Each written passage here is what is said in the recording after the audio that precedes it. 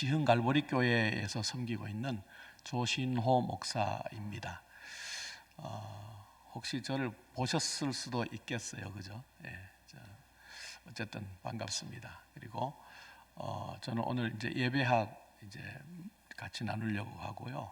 저는 이제 또 제가 살아온 것을 이렇게 생각하면은 이제 목회하고 또 학교에서 오래 있었습니다. 학교에서 대학에서 한 10년 가르쳤고 또 기독교 8과목을 가르쳤었고 또 고등학교에서도 22년 동안 미술사를 가르쳤습니다. 그래서 그냥 가르쳤던 것이 제가 27살 군대에서 나오면서부터 계속해서 거의 평생 가르쳤고 지금 학교 내려놓은 지는 한 3년 정도 된 것 같아요. 그리고 교회에서도 계속해서 또 말씀으로 또 전하고 이렇게 하면서 하나님 나라를 제가 또 사모하는 사람입니다. 오늘 또 같이 이렇게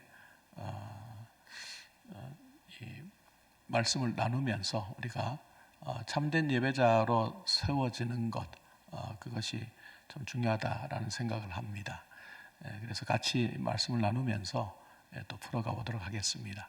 시간이 그렇게 많지를 않더라고요. 보니까 지금 50분부터 이제 35분까지인가 45분 정도를 주는 것 같아요. 그래서 그냥 PPT 보면서 그냥 읽어 나가도 그냥 그 시간은 다 되겠다라는 생각을 했습니다.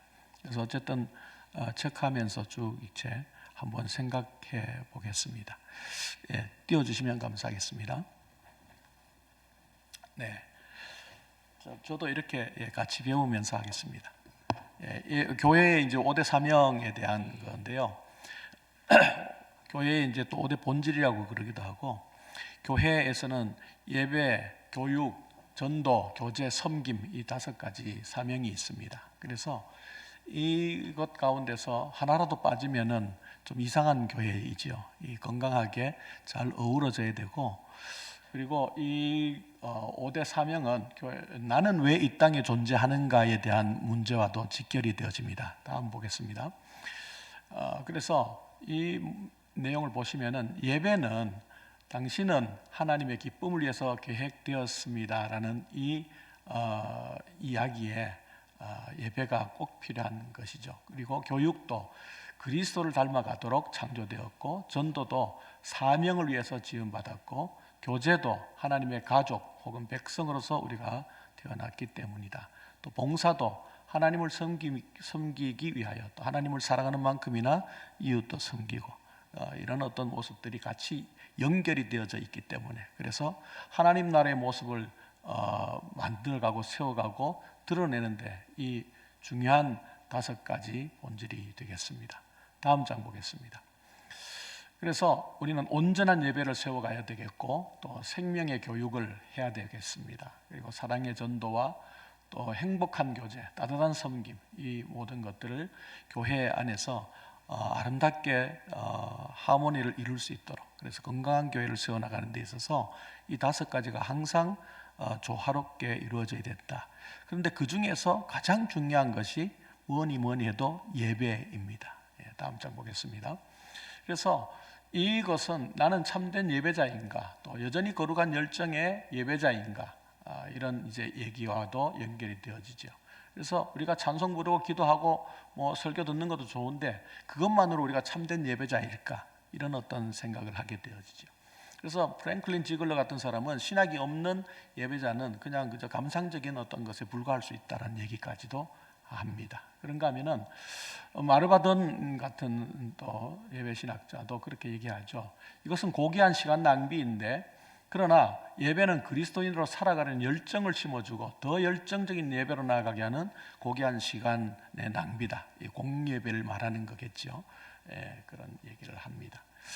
그리고 예배는 또 행사인가 혹은 순서인가, 그것이 아니다라는 거죠. 하나님과의 사귐이고 인격적인 만남이고 이렇습니다. 그래서 예수님도 제일 밑에 보시면은 하나님은 영이시니 그를 예배하는 자는 영과 진리로 예배할지니라, 이렇게 말씀을 하지 않습니까? 그래서 이런 어떤 예배자의 참된 모습을 우리가 놓치지 말아야 되겠다. 그리고 예배의 어원을 이렇게 보면은 워십이라고 이렇게 하는데요. 워스라는 것이 가치라는 말이고요. 또 뭐뭐십이라는 것이 신분, 지위 혹은 또 상태를 얘기하는 건데, 그렇다 보면은 마땅히 우리가 가장 가치가 있다고 여기는 것에 자동으로 우리 마음이 움직이고 그것을 예배하게 되어진다라는 거죠. 무엇을 가장 귀하게 여기냐에 따라서, 예를 들어서 우리가 물질, 돈을 제일 우리의 삶 가운데서 가장 귀히 여긴다고 한다면은 아마 돈을 숭배하겠죠. 그러면은 이제 그야말로 황금 만능주의자가 될 수도 있습니다. 그것이 신이 되는 거죠. 그것을 예배하는 거죠. 그런 모습이 됩니다. 그런데 정말 최상의 가치가 뭐냐라는 얘기를 하는 거죠. 가장 최상의 가치에 우리가 예배를 드리는데, 그것이 바로 하나님을 예배하는 것이다 라는 겁니다. 그렇게 되어지면은 내가 가장 가치 있는 것, 그 바로 전장면 돌려주실래요? 네, 한 장 밀면은 되니까. 네, 아까 바로 전 장면이요. 돌아갈 수 있을 텐데. 네, 제일 밑에 보시면은 최상의 가치를 돌려드리기에 합당하신 분을 위한 행위가 바로 예배다. 거기에 따라서 내가 가장 귀하게 여긴 것에 따라서 시간도 드릴 수도 있고 물질도 드릴 수도 있고, 그것이 아깝지 않은 거예요. 왜냐하면 가장 귀하니까. 우리가 이제 마태복음 13장을 통해서 우리가 천국의 비유를 이렇게 보지 않습니까?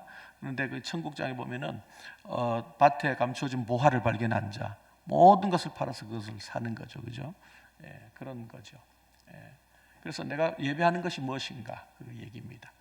예배 어원 가운데서 여러 가지 있는데 그 중에서 프로스키네어에 대해서 말씀을 드리고자 합니다. 저 강아지가 저희 집에서 키우고 있는 그 콩이라는 아이인데요. 프로스라는 것이 이제 헬라어로 뭐뭐세계라는 이야기고요. 퀴네오가 입맞추다라는 거예요. 이것이 이제 그 어원에서 보면은 그 마치 개가 그 주인이 있을 때 어쩔 줄 몰라 하면서 막 뺑뺑 돌고, 우리 콩이도 그래요. 뺑뺑뺑뺑 돌면서 막 안아달라 그러기도 하고 뭐 이렇게 손을 핥기도 하고 막 좋아서 이제 주인에게 막 그렇게 하잖아요. 표현을 하잖아요. 깡총깡총 뛰기도 하고. 그런 어떤 모습, 태도와 관련이 있습니다. 예배의 태도와 관련되어지는 것이 프로스키네오입니다. 그래서 나의 주인 되시는 예수 하나님 앞에서 우리가 예배드리는 모습이 바로 마치 주인 앞에서의 개의 모습, 강아지의 모습처럼 그렇게 하는 것이 바로 예배의 모습이다라는 거죠. 절하고 굽어 엎드리다라는 의미입니다. 내 주인에게. 그래서 그 가운데서 예배는 하나님을 향한 존경과 경외심이 수반된 엄숙한 행위이다. 그래서 이 예배의 자세에 대한 것은 존재론적인 자기 자세의 문제이죠. 하나님 앞에서의 선언, 나의 태도의 문제이기도 하고, 예배는 또 개혁 신학적으로 말하면은 하나님께 영광, 솔리 데오 글로리아, 하나님의 영광, 하나님께 영광 올려드리는 그 모든 것의 실존적 표현이 바로 우리가 하나님 앞에 예배 가운데 나아가는 모습이다라는 얘기입니다. 그래서 온 마음을 다해서 하나님께 엎드리는 그러한 예배의 자세를 말하는 것이 프로스키네오다라는 말씀입니다. 다음 장 보겠습니다. 라트레이아라는 단어가 있어요. 이거 섬김, 봉사라는 뜻인데요. 이것이 동사형으로 말할 때는 라트레우오라는 단어가 됩니다. 그래서 섬기다, 봉사하다라는 이런 얘기가 되죠.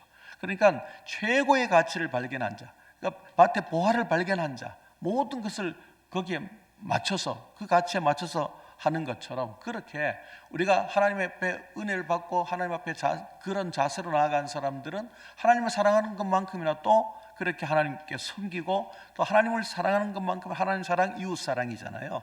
그런 것들을 우리가 행하게 된다라는 거죠. 그러니까 예배에 우리가 성공할 필요가 있습니다. 예배를 통하여서 한 주간 동안에 힘들어하고 또 하나님의 그 은혜가 나에게서 조금 이렇게 좀 희석될 때, 우리가 또 공예배를 통해서 이런 어떤 성령 충만하게 채워지는 어떤 은혜가 반드시 있어야 된다라는 거죠. 그리고 그것이 일상의 삶으로 이어질 때에 일상에서도 섬길 수 있는 그런 힘이 되어지는 거죠. 다음 장 보겠습니다. 정장복 교수님이라고, 지금은 이제 돌아가셨어요. 2, 3년 전에 돌아가셨는데요. 제가 그때 임원할 때, 노예에, 그때 한참 이제 그 임원 회의하다가 연락 받았어요. 돌아가셨는데 장신대 교수로 예배학 가르쳤었고 가까운데 한일 장신대에서 총장도 하셨어요. 그런데 이분이 우리나라 예배학의 가장 큰 권위자이십니다. 그런데 이분이 말씀하신 예배에 대한 정의가 이렇습니다. 피조물인 인간이 하나님의 구원의 역사와 수많은 은총에 감격하여 그 하나님을 경외하고 찬양하며 감사하며 봉헌하려는 피조물의 응답적 행위가 예배다, 이렇게 정의하였습니다. 한 사람 더 볼까요? 예배에 대한 정의. 이 사람입니다. 이 사람은 영국 성공회의 캔터베리 대성당의 그 주교였습니다. 윌리엄 템플이라는 사람인데요. 예배란 우리의 전 존재를 하나님께 굴복시키는 것이다. 예배란 그분의 거룩함으로 우리의 양심을 깨우는 것이고, 그분의 진리로 우리의 마음을 살찌우는 것이고, 그분의 아름다움으로 우리의 상상을 정화시키는 것이고, 그분의 사랑으로 우리의 심령을 활짝 여는 것이고, 그분의 목적에 우리의 의지를 내려놓는 것이다. 그러니까 우리 전 존재를 하나님 앞에 굴복시키는 행위가 바로 예배다라는 이러한 정의를 내렸습니다. 다음 장 보겠습니다. 우리가 오늘 이제 그 예배에 대한 얘기를 하는데, 예배에 대한 핵심은, 예배 중에서도 가장 핵심은 뭐냐면은 맨 첫 번째 초대교회에서 두 가지가 중심이었죠. 하나는 예수 그리스도에 대한 증언입니다. 그 증언이 오늘날로 말하면 설교가 됩니다. 예수 그리스도에 대한 증언, 예수님께서 살아 계셨을 때, 여기 땅에 계셨을 때 이런 일을 하셨다라는 그 증언이죠. 사도들에 의해서. 사도들은 제자들 아닙니까? 쭉 다니면서 봤던 것들, 또 말씀하셨던 것들, 이런 것들을 이제 증언한 거죠. 그것이 이제 나중에 말씀 선포로 이어지는 겁니다. 그리고 또 한 가지는 예수님께서 또 제정하신, 물론 유대 전통 가운데서도 있었던 거지만 만찬이죠. 유월절 만찬에서 예수님께서 특별히 한 잔을 내려놓고 하지 않으셨는데, 내가 다시 올 때 이것을 마시겠다 한 거죠. 이따가 다시 또 말씀드리겠습니다만은, 예배의 가장 중심축이 바로 말씀 선포와 성찬 예식이라는 것, 이것을 우리가 기억할 필요가 있습니다. 또 다음 장 보겠습니다. 우리 대한예수교 장로회 통합 측에 21세기 교리문답이라는 것이 있습니다. 여기에 보면은 여러 가지 이제 정의를 내려놨는데요. 예배에 대해서 이제 어떤 순서로 진행됩니까 할 때에, 예배는 하나님의 부르심에 대한 응답과 경배의 찬송으로 나아가고, 신앙 고백과 참회의 기도, 그다음에 성경 봉독, 말씀의 선포가 있어야 되고, 봉헌과 감사의 응답, 그리고 성찬 성례전, 또 위탁의 말씀과 강복선언, 곧 축도로 진행된다. 이것이 이제 예배에 꼭 필요한 요소들입니다. 순서들이죠. 그 다음 장 보겠습니다. 우리 교회 이제 제가 섬기는 교회의 주일 오전 예배 순서입니다. 그런데 보시면은 먼저 경배 찬양으로 먼저 다 같이 찬양팀과 더불어서 같이 찬양 부릅니다. 그리고 예배의 부름이 있습니다. 예배 기원, 참회 기도, 제사함 선포, 또 영광송, 성시교독, 교독문이죠. 또 신앙 고백, 또 저희 교회는 특별히 어린이 축복 시간이 있습니다. 이때까지 주일학교가 같이 어른 예배에 같이 참여해서 아이들이 다 앞에 나와서 모든 성도들의 축복 가운데서 제가 축복기도 하고 주일학교로 내려갑니다. 그리고 이런 순서가 있고요. 그다음에 감사 찬송 드리고 대표기도 장로님 하시고, 또 성경 봉독, 그다음에 찬양, 우리는 찬양팀으로 하고 있습니다. 전에 성가대가 있었는데 성가대가 지금은 없고 전교인 성가대로 같이 찬양 부를 때도 있고, 이달의 찬양 선정해서 그렇게 합니다. 그다음에 이제 말씀 선포하고, 그다음에 결단 찬송 드리고, 헌금 기도, 또 소식, 교회 소식 나누고요. 또 성찬식 있을 땐 성찬식 또 가지고, 그다음에 공동체 고백이 있습니다. 그리고 축복 기도를 하고, 마지막 파송 찬양하면서 힘차게 이제 세상 가운데 나아가는, 파송하는 이런 예배 순서입니다. 그런데 여기에서 가만히 보시면은 이 주일 이제 그 예배 순서를 우리가 잘 보실 필요가 있는데, 목사님이 하나님 입장에서는 대리자입니다. 그리고 회중의 입장에서는 대표자이죠. 그래서 하나님께서 말씀하시고 그것을 전하는, 또 성도들을 대표해서 하나님 앞에 아뢰는, 영광 올려드리는 그런 이제 일을 하는 게 목사이죠. 그래서 하나님과의 예배는 가만히 보면은 하나님과의 대화입니다. 대화. 예배 순서를 가만히 보시면은 경배와 찬양 부를 때 먼저 교회에서 교회를 통해, 교회는 다 우리 믿음의 사람들이잖아요. 같이 하나님 앞에 이제 찬양하면서 하나님의 영광을 드러내는 거죠. 그리고 하나님의 입장에서 이제 예배로 초청하는 거예요. 수고하고 무거운 짐진 자들아 다 내게로 오라. 부르심이죠. 부르심 가운데, 그리고 또 교회를 대표해서 담임 목사가 예배 기원을 합니다. 그리고 참회 기도를 할 때는 또 교회가 하나님 앞에 한 주간 동안에 하나님 앞에서 말씀대로 살지 못했던 어떤 부분들, 또 이렇게 참회해야 될 어떤 부분들에 대해서 우리가 구원받았지만 그러나 그때 또 잘못한 어떤 부분들, 이런 것들에 대해서 용서를 구하면서 나아가는 거죠. 그리고 죄사함 선포가 있고, 이것은 하나님이 말씀하시는 거죠. 그래서 반드시 성경 말씀을 통하여서 하나님께서 우리에게 용서를 하시는 그 말씀으로 죄사함을 선포를 하는 거죠. 그 다음에 감사하며 영광 가운데 나아가는 찬송을 부릅니다. 그리고 성시교독은 계속해서 주고받고요. 그죠? 하나님의 말씀, 또 회중의 또 응답, 이렇게 대화입니다. 대화. 그리고 신앙 고백도 하나님을 사랑합니다.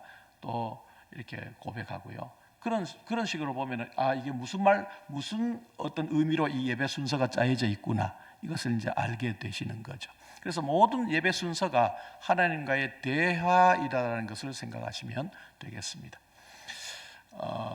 그 다음 장 보겠습니다. 그래서 저희 교회 같은 경우에 이제 예배로 이제 찬양 드리고 예배로 초청할 때에 이제 수고하고 무거운 짐진 자들아 다 내게로 오라, 이렇게 예배의 부름이 있죠. Call to worship. 그다음에 예배 기원이 있습니다. 이건 이제 아까도 말씀드렸다시피 회중이 이제 하나님 앞에 나아가는 가운데서 이 예배 가운데서 우리 예배 공동체, 우리 신앙의 공동체가 어떠한 모습으로 하나님 앞에 나아가는지, 또 하나님의 은혜를 구하면서 나아가는 모습이죠.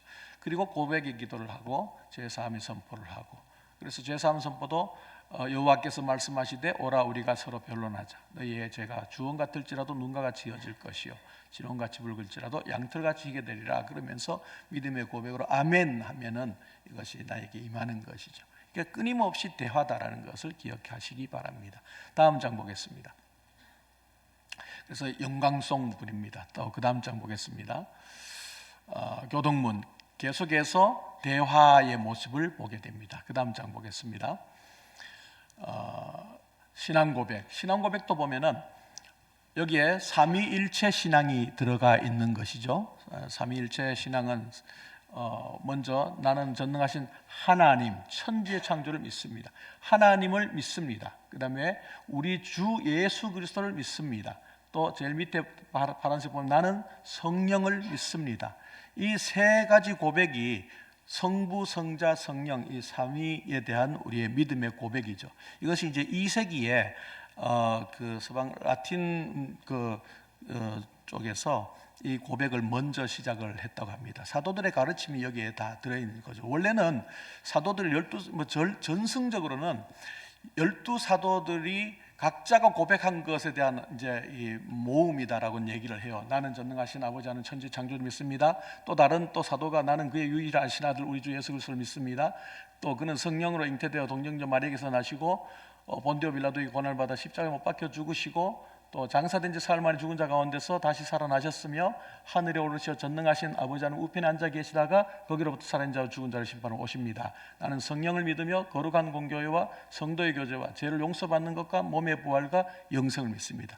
이렇게 12사도가 말했다고 그래요. 그런데 그건 전승이고, 이것이 이제 완성되는 시기를 보면은 사도들이 완성했다고 여겨지지는 않습니다. 이게 아까도 말씀드렸다시피 2세기에 이 사도들의 가르침이 여기에 다 들어가 있다라는 거죠. 그래서 하나님을 믿습니다. 예수 그리스도를 믿습니다. 성령을 믿습니다. 이 고백 위에서 나중에 점점 더 들어가게 됩니다.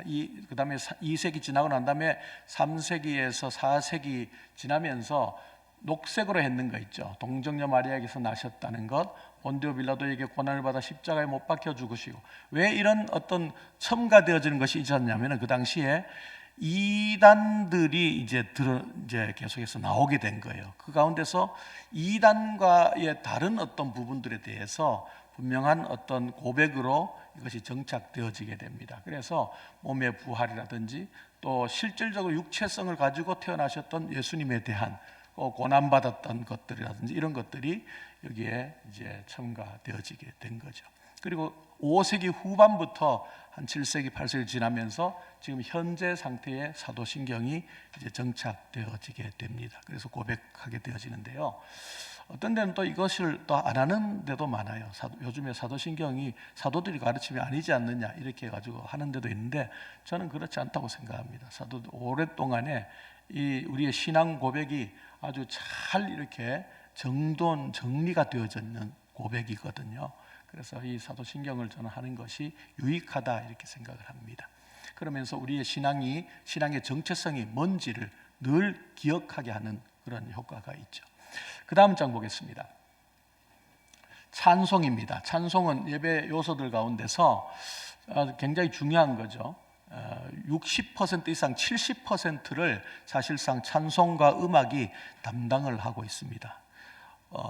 모든 종교 가운데서 이 음악이 차지하는 비중이 굉장히 높지만 특별히 기독교에서 음악은 굉장히 중요한 부분을 차지하고 있고 또 그 음악이 이제 찬송으로 되었을 때에 분명한 대상과 더불어서 신앙 고백과 또 받은 은혜에 대한 어떤 수직적인 것뿐만 아니라 수평적인 어떤 고백까지도 혹은 또 여러 가지 어떤 그 찬양에 대한 유익함이 너무 많다라는 거죠. 할렐루야라는 것 우리가 많이 이제 시편 가운데서도 이렇게 보게 되고 하는데 할랄이라는 단어와 야훼, 여호와죠, 여호와.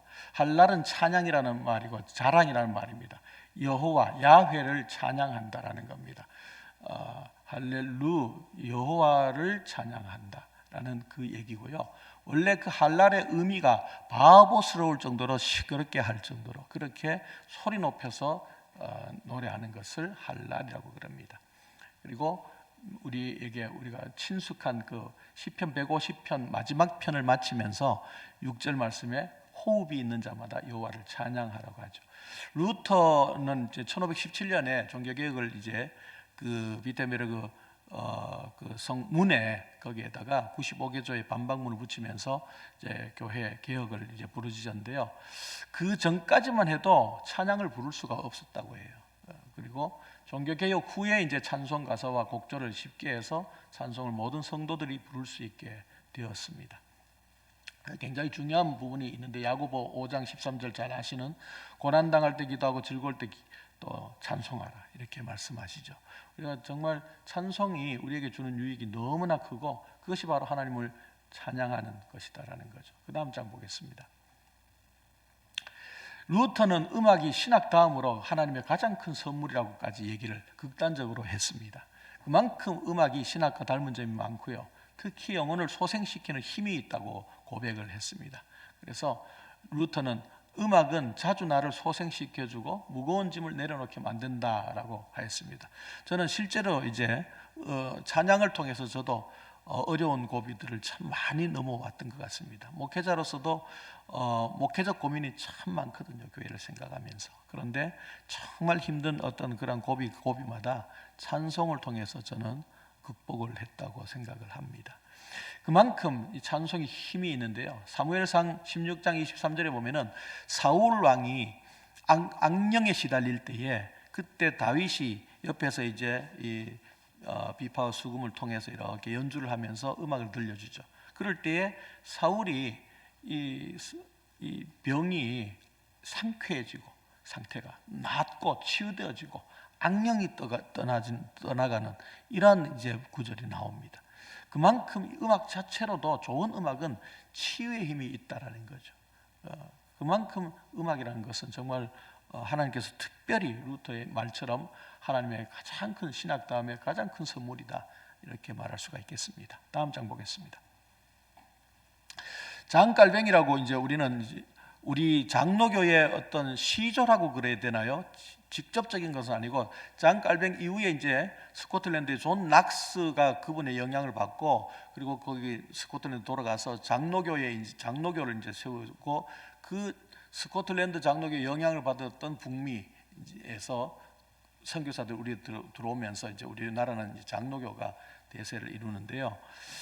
그 장깔뱅이 찬송가 가운데 특별히 이제 제네바 시편 찬송가를 만들었습니다. 시편 150편 전체를 다 그 곡조를 다 붙였어요. 단선율로 다 붙였는데요.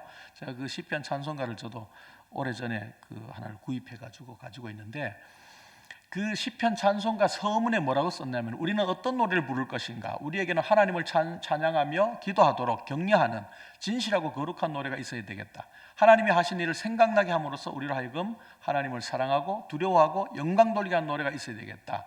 그래서 요 서문을, 시편 찬송가의 서문을 요약하면은 그 다음 장 보겠습니다. 찬송가 정의는 다음과 같습니다. 깔뱅의 찬송가 정의: 1. 하나님을 찬양하는 노래. 2. 하나님께 기도하고 믿음의 사람들을 격려하는 노래. 3. 하나님이 하신 일을 생각나게 하는 찬송. 4. 하나님을 사랑하고 두려워하며 영광 돌리는 찬송.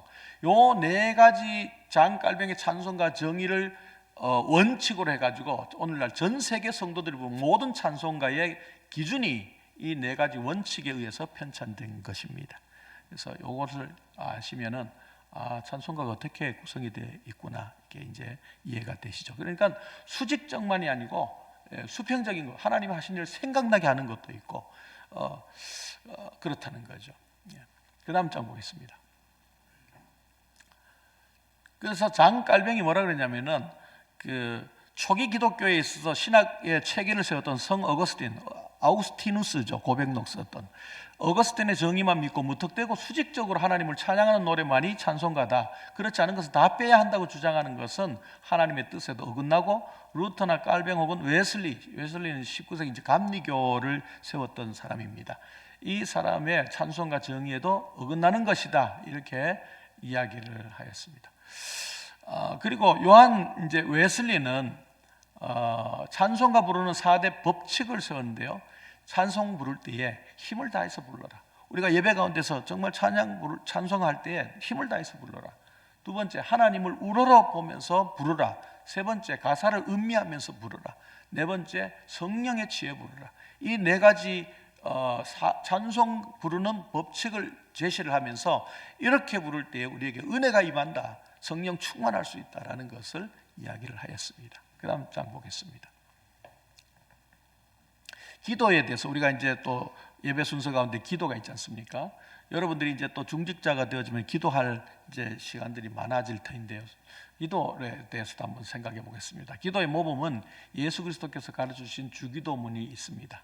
그런데 우리가 기도할 때에 나의 뜻을 관철하기 위해서 어떤 하나님이나 어떤 예수 그리스도 이름으로 그렇게 부르짖어 기도할 때 어떤 나의 스폰서 정도로 그렇게 구하는 것만 자꾸 이렇게 우리가 참 열중하는 건 아닌가, 이런 생각을 합니다. 내 뜻을 관철, 그런데 그것이 아니라 하나님의 뜻을 세워야 된다라는 거죠. 그래서 우리가 기도할 때에 늘 하나님의 뜻을 발견하고 하나님의 뜻을 구하고 하나님의 마음을 느끼고 하나님께서 기뻐하실 거, 여기에다가 초점을 맞출 때에 좋은 기도가, 또 바른 기도가 될 수 있다는 말씀을 드리겠습니다. 그리고 항상 기도하고 낙심치 말라고 누가복음에서 예수님께서 말씀을 하셨죠. 대표기도 시에 우리가 준비된 기도를 해야 됩니다. 대표기도자가 되었을 때에 한번 생각해 보십시오. 교회를 잘 모르는 상태에서 내가 오늘 그냥 순서 맡았으니까 그냥 순서 떼어야지, 이런 정도로만 생각하면은 대표 기도자로서의 자격이 사실은 없는 겁니다. 교회를 생각하고 늘 교회를 사랑하고 교회에서 무엇이 부족한지, 교회에서 또 성도들이 구하는 것이 무엇인지, 저들의 아픔은 무엇인지, 또 우리 공동체 가운데서 정말 하나님 뜻 가운데서 세워져야 될 부분은 뭔지, 이런 것들을 생각할 때는 교회를 사랑하는 마음, 또 교회가 또 우리 모든 성도들이니까 살펴야 되는 것이고, 또 그분들을 대표해서 기도를 하는 거잖아요. 그래서 준비를 하셔야 됩니다. 그리고 나의 개인적인 어떤 그런 마음을 토로하고 이런 것이 아니라, 대표 기도자는 공동체를 대표하는 자리에서 기도를 해야 된다. 그것이 대표 기도자의 태도, 스탠스가 되어야 된다라고 말씀을 드리겠습니다. 그래서 회중을 대표해서 하나님 앞에 서는 자리고, 먼저 구별된 삶으로 대표 기도에 임하라. 대표 기도자가 그냥 평상시 삶을 그냥 이상하게 살고 난 다음에 대표 기도자에 산다는 것은 너무나 부끄러운 얘기죠. 거기에는 담임 목사님도 계시는데 담임 목사님을 대표해서도 하나님 앞에 서는 자리이기도 하잖아요. 또 나보다도 어떤 면에서는 더 신앙적으로 영성이 더 깊은 그런 훌륭한 어떤 신앙의 선배들도 많은데, 그럼에도 불구하고 대표자의 자리에 선다는 것은 두렵고 떨리는 마음이 있어야 됩니다. 하나님 앞에서 그건 그 다음의 문제고, 정말 사람을 대표하는 가운데서, 회중을 대표하는 가운데, 그리고 우리가 대통령 앞에 서는 것도 사실 얼마나 준비하고 대통령 만나는데요. 그런데 하나님 앞에 선다는 것은 정말 두렵고 떨리는 마음이죠. 그래서 그런 어떤 깊은 생각을 할 때에 우리가 정말 두려운 마음으로 서야 되는 겁니다. 그리고 준비하고 교회를 정말 충분히 대표할 만한 그런 살피고 사랑하고 이런 마음 가운데서 하나님 앞에 하나님의 뜻을 구하면서 나아가야 된다라는 말씀을 드리겠습니다. 그리고 오래 하지 말고 3분 이내로 가급적이면 하는 것이 좋겠습니다. 다음 장 보겠습니다.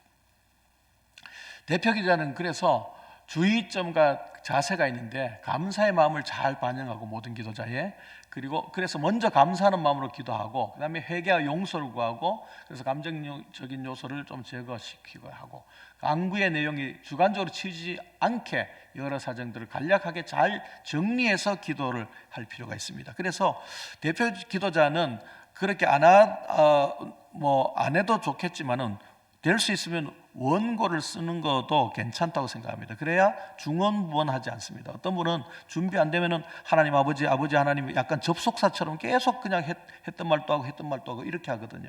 그런데 그것은 준비 안 했구나 대번 알죠. 그래서 그런 어떤 부분들이 있기 때문에 전체 공동체를 대표하는 자리라는 것을 꼭 명심하시면 좋겠습니다. 그래서 간구의 내용도 주관적으로 치우치지 않도록 또 여러 사정을 잘 파악하고 알아야 간략하게 또 핵심을 말을 할 수가 있습니다. 또 모든 기도자의 마음이 하나 되도록 간구하고 위로와 힘이 되는 내용으로 간구하고, 또 그 다음 장 보겠습니다. 또 대표 기도자의 목소리는 모두가 들을 수 있는 적당한 음성을 이렇게 잘 고려하셔야 되고, 정치적인 것 넣으면 안 됩니다. 정치적인 것, 어떤 분은 막 하나님께서 보내주신 우리 대통령 이런 식으로 얘기하면은 반대편에 있는 사람은 또 뭐가 되는 거고, 그거 아니죠. 그래서 하나님이 우가 있고 자아가 있는 건 아니잖아요. 모두가 다 구원받아야 될 백성이고, 그래서 정치적인 것은 피하는 게 좋습니다. 그리고 정치인 거론하지도 말고, 또 사투리나 또 비어 속어 등이 섞이면서 다른 생각이 안 들게 이렇게 해야 됩니다. 기도하다가 갑자기 피식하면서 웃을 수도 있고 웃음이 터질 수도 있고 그렇거든요. 이런 어떤 것들. 그리고 또 많이 하는 것 중에 하나가 성경 구절을 많이 또 인용을 합니다. 그런데 성경 구절을 인용하는 것은 원칙적으로 금해야 됩니다. 왜냐하면 하나님의 말씀을 가지고 하나님 앞에 하나님 이렇게 말했잖아요, 이렇게 말했잖아요, 이렇게 이게 따지는 것처럼 되는 거거든요. 사실은 원리적으로 보면은. 그래서 성경 구절은 하나님 앞에 하는 건 아니죠. 어떻게 보면은 공동체 안에서 내가 이만큼 많이 아는데 이런 얘기가 될 수도 있거든요. 영적 교만함이 될 수도 있고 잘못하면. 그래서 이런 것들은 좀 피하는 게 좋습니다. 그리고 또 어떤 분은 훈계하거나 설교하는 식으로도 하는데, 그러지 말고 온유하고 겸손하게 하나님 앞에 하나님께 정말 드리는 기도가 되어야 된다. 이런 말씀. 그 다음에 태도와 옷차림. 한 번은 언젠가 자기 순서도 모르고 그냥 옷을 아무렇게나 막 입고 왔는데, 우리 교회 대표기도가 돼서 자기도 놀라고 다른 분들도 그냥 이렇게 말은 못하고 그랬는데 참 민망했었습니다. 근데 하나님께서 보시면 어떤 모습, 어떤 마음이실까라는 생각을 제가 했습니다. 제가 직접 또 얘기하면 시험 들을까봐 얘기는 안 했습니다만은, 그건 준비가 안 된 거죠. 자기가 언제 하는지도, 그건 다 예배 순서자 다 미리 다 표도 있는데 그만큼 관심이 없었다라는 거죠. 자, 그래서 이런 것들에 대해서 좀 생각하시고, 또 그 다음 장 보겠습니다. 주일 예배 대표 기도문을 우리가 생각하시면은, 첫 번째 하나님 영광 전능하심을 찬양하는 내용을 넣어야 됩니다. 그 다음에 공적인 그 신앙 공동체, 예배 공동체에 공적 회개가 들어가야 되고, 그 다음에 감사의 내용이 들어가야 되고, 다음 장 보겠습니다. 그리고 또 한국교회와 세계교회, 나라와 세계를 위해서도 필요한 대로 하실 수 있습니다. 그리고 교회 공동체를 위해서, 그 다음에 예배를 위해서, 또 담임 목사님에 대해서 짧게 이렇게 할 수도 있습니다. 하나님의 말씀을 잘 대언할 수 있도록. 그러나 너무 어떤 분들은 이 가운데서 하나로만 많이 치우치는 분이 계셔요. 어떤 분은 담임 목사님을 위해서만 계속 이제 기도하는 분도 계시고, 어떤 분은 그냥 한국 교회와 세계 막 이것만 얘기하는 분도 계시고, 조국을 위해서만 기도하는 분도 계시고. 근데 그렇게 하면 안 된다는 거죠. 전체적으로 공동체를 대표하면서 이것이 골고루 이렇게 들어갈 수 있도록 이렇게 해야 된다는 겁니다. 그 다음 장 보겠습니다. 그래서 이런 어떤 폼이 되겠습니다. 모든 만물을 말씀으로 창조하시고, 이것은 이제 그 안양대학교의 그 조직 신학 교수인 김남준 교수님이자 목사님의 그 대표 주일 예배 대표 기도문입니다. 그런데 이런 어떤 형식을 지켜나가는 것이 중요하다는 거죠. 다음 장도 잠깐만 보시죠. 그래서 내용을 이렇게 그렇게 길지 않습니다. 짧게 하면서 이렇게 해도 3분은 충분히 넘어갑니다, 사실은. 그래서 이렇게 좀 간략하게 잘 정돈되어서 기도를 할 때에 공동체 대표 기도가 된다라는 거죠. 그 다음 장 보겠습니다. 요즘에 이제 AI 이제 뭐 챗GPT나 뭐 여러 가지 이제 AI를 사용해서 기도문을 이렇게 부탁해서 만들어내는 경우가 많은데요. 이건 자기 기도가 아니겠죠. 자기 기도가 아니죠. 그리고 챗GPT가 아주 쉽게 이렇게 제공을 해주지만은 그럴듯하게, 그러나 거기에는 영성이 없습니다. 그리고 그 공동체를 알 길이 없죠. 그래서 정말 공동체를 생각하면서 준비를 해야 된다. 물론 말이 막 이 말 하고 싶은데 이거 말이 좀 잘 안 되는 것은 그 프롬프트를 통해서, 명령어를 통해서 어느 정도 정리할 수는 있겠죠. 그러나 그것이 애당초 자기의 어떤 것이 아니라고 한다면 그걸 하나님께서 기뻐 받으시겠습니까? 하나님께서 우리의 중심을 보시는데 좀 부족해도 우리의 마음을 보신다는 거죠. 그래서 이런 어떤 부분들을 우리가 또 생각해야 되겠습니다. 다음 장 보겠습니다. 그 다음에 성경 봉독, 하나님의 말씀의 선포이죠. 그래서 하나님의 말씀이, 이 말씀을 들을 때에 하나님의 음성을 듣기를 원합니다. 그러면서 하나님의 말씀이 선포되어집니다. 그리고 이 말씀을 통해서 하나님의 은혜가 임하시길 기원합니다. 이렇게 하는 거죠. 그 다음 장 보겠습니다. 그 다음에 찬양이 있습니다. 찬양도 정교한 찬양으로, 그래서 전문가가 좀 필요한 거죠. 그죠? 더 아름다운 찬양으로. 옛날에는 이제 그 초기 기독교에서는 2층이나 천정 쪽에 있었어요. 그래서 위에서 말하자면 천사들이 이렇게 찬양하는 것처럼 그런 이제 홀, 옛날에는 그 주로 석축 성당이었으니까, 그래서 이렇게 자연적인 에코가 있거든요. 그래서 리버브가 있고, 이래서 그런 어떤 천사의 소리 같은 그런 찬양으로 찬양대가 불렀습니다. 지금도 성당에 가면 이렇게 하는 데가 많죠. 명동이나 뭐 이런 데 가면은 그렇습니다. 어쨌든 전문가가 여기에 좀 들어가 있는 게 좋습니다. 다음 장 보겠습니다. 하나님의 말씀을 선포하는 거죠. 하나님의 대리자로서. 그래서 목회자도 하나님의 말씀을 정말 말씀되게 전해야 되고요. 또 그 하나님께서 주신 그 마음을 또 잘 전달할 의무가 있는 것이죠. 그래서 하나님 말씀을 이상하게 그냥 개인적인 그냥 어떤 그런 취향으로 하는 것이 아니라 말씀의 깊이를 더해 가야 된다라는 거죠. 그 다음 장 보겠습니다.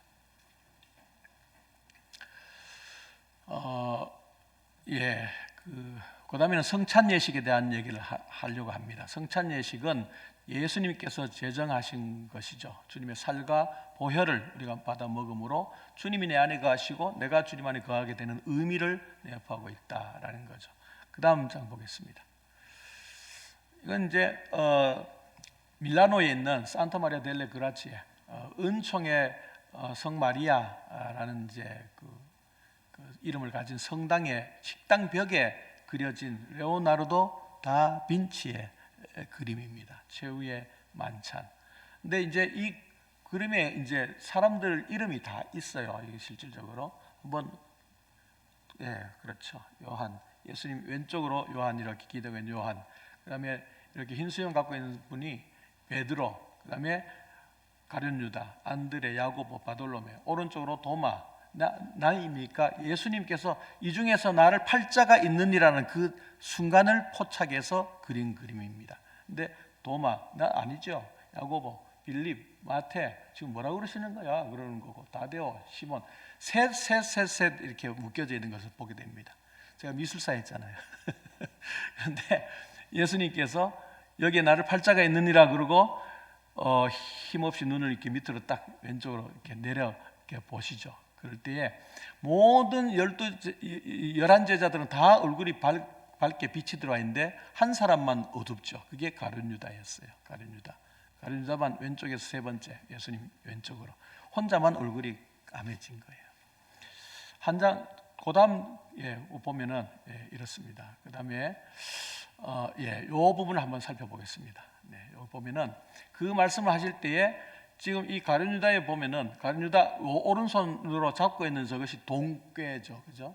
은 30에 예수님을 팔잖아요. 이렇게 있고, 그리고 여기 보면은 손목 요쪽 보면은 쏟아진 소금통입니다. 이 신뢰가 깨졌고 소금의 맛을 잃어버린 그런 모습을 보여주죠. 네, 그렇죠. 네.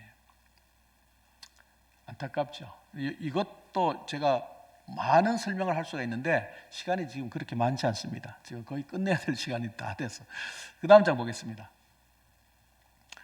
그런데 중요한 것이 있어요. 받으라, 이것은 내 몸이니, 그러면서 예수님께서 말씀하셨잖아요. 쭉 말씀하시는데 원래는 유월절 만찬에서 4번을 마셔야 됩니다. 포도주를 4번 잔을 마셔야 돼요. 그 다음 장 보겠습니다.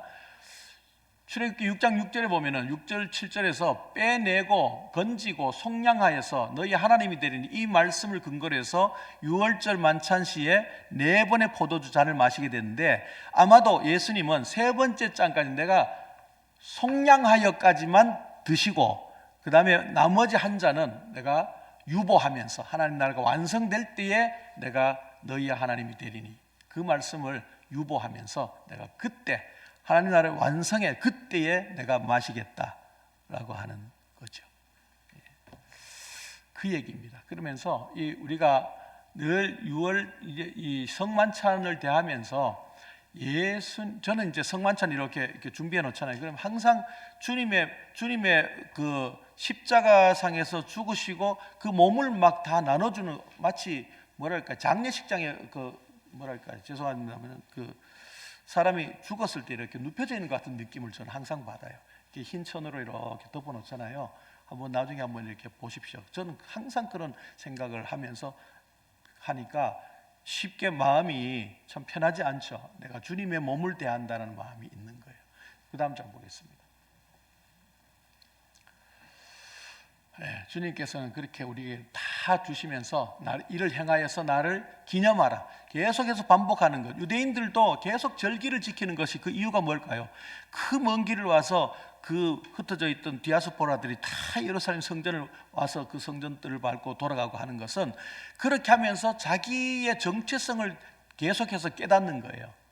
그것을 행하면서 또 절기마다 내가 누구인지, 왜 이 길을 걸어야 되는지, 나는 누구인지, 나는 어디로 갈 건지, 나는 누구의 백성인지, 이것을 계속 생각하게 되어지는 거죠. 마찬가지입니다. 성찬도 그런 것이죠. 성찬을 대하면서 늘 주님을 생각하고 주님의 죽음과 부활하심과 우리도 그렇게 그런 어떤 참 유익이 있는 거죠. 그 다음 장 보겠습니다. 그 다음 장 보겠습니다. 시간이 없어서. 제가 엄청나게 아파가지고 입원하고 난 다음에 바로 이렇게 찍은 것이. 그 다음 장 보겠습니다. 봉헌기도. 봉헌이 굉장히 중요합니다. 저희 교회에서는 이 기본적인 그 기도문을 저는 항상 기도합니다. 재물이 있는 곳에 마음이 있다 하신 주님, 한 주간 우리의 마음이 어디에 있었는지. 재물 앞에서 이렇게 우리가 11조 정신도 그렇잖아요. 11조를 드리는 것이 나의 어떤 신앙의 어떤 그런 나 이만큼 하는 사람이 이게 아니라, 내가 물질 앞에서도 물질보다 물질의 주인이신 하나님 앞에 내가 하나님 중심으로 살겠습니다는 고백이잖아요. 물질보다 하나님 우선합니다. 이것도 하나님께서 주신 것입니다. 그 고백이거든요. 그래서 그런 어떤 부분 때문에 저는 항상 그렇게 얘기합니다. 이 주님의 뜻을 살펴서 사용하는 청지기의 지혜와 용기를 오늘도 우리에게 허락하여 주셔서 감사합니다. 그리고 이물질 수 있는 것에 하나님의 나라가 이루어지도록 이렇게 기도하죠. 그리고 그것도 중요하지만 그것보다도 나의 삶 전체를, 우리의 삶을 주님과 무관히 두지 않고 주님께 온전히 드림으로 우리의 봉헌을 완성케 하여 주옵소서. 이것이 저희 교회의 봉헌 기도입니다. 그 다음 장 보겠습니다. 예배 요소들 가운데서 봉헌할 때에 분수에 맞게 마음 중심으로 최선을 다해 드려야 된다. 두 랩돈을 드리는 그 값은 전체를 드린 거잖아요. 정말 세상적으로는 정말 별거 아닌 거지만은 사실은 그 사람 입장에서는 최선을 다한 거잖아요. 그걸 하나님께서는 받으시잖아요. 그 정신을 우리가 잊지 말아야 된다는 거죠. 그리고 목회데이터 연구소 설문조사 결과에 헌금 내는 사람들의 10명 중 8명이 감사한 마음으로 그래도 헌금 하셨어요. 자, 그 다음 장 보겠습니다. 감사. 또 그 다음 장 보겠습니다. 예. 그 다음 장 보겠습니다. 또 그 다음 장도 보겠습니다. 예. 자발적 감사의 반응이 헌금이다라는 거죠. 예. 받을 복에 대해서 말씀하고 그 다음 장 보겠습니다. 예. 교회 소식도 교제로서 굉장히 중요한 부분입니다. 또 그 다음 장 보겠습니다. 예. 축복 기도까지 해야 됩니다. 그 다음 장 보겠습니다. 단순한 기도가 아닌 그 예배에 참여한 자에 대한 강복 선언이죠. 여기까지 해야 온전히, 축도할 때 다 빠져나가는 건 온전한 예배가 아닌 거죠. 자, 여기까지 하도록 하겠습니다. 예. 조금 뒤에 남았는데, 예, 우리의 이제 삶의 자세에 대한 얘기를 해야 되는 건데, 여러분 나눠드린 유인물로 대체하겠습니다. 예, 감사합니다. 감사합니다. 네, 10분만 쉬었다가 50분에 다시 또 간식이 있으니까 챙겨 드시면 되겠습니다.